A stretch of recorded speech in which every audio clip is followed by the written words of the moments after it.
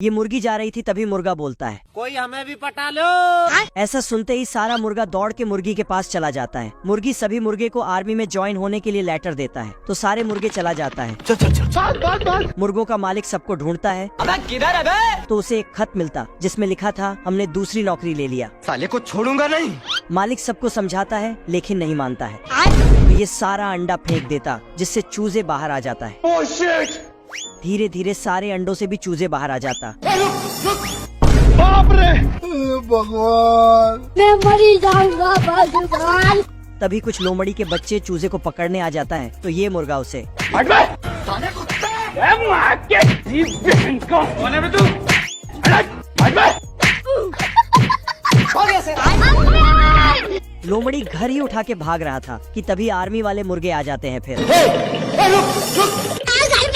सभी लोमड़ी के बच्चे को मार मार के भगा देता है। इस दादाजी का तबीयत बहुत खराब हो जाता है, जिससे जूते बनाने का काम रुक जाता है।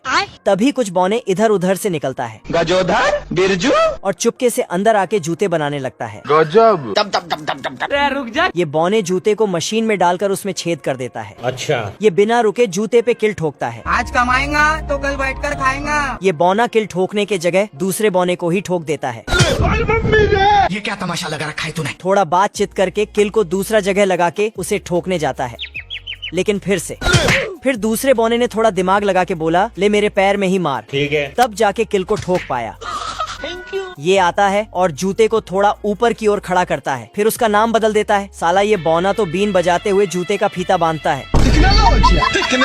सारे बौने मिलके एक ही जूते को काट पिट के और ठोक ठाक के चमत्कार कर देता है।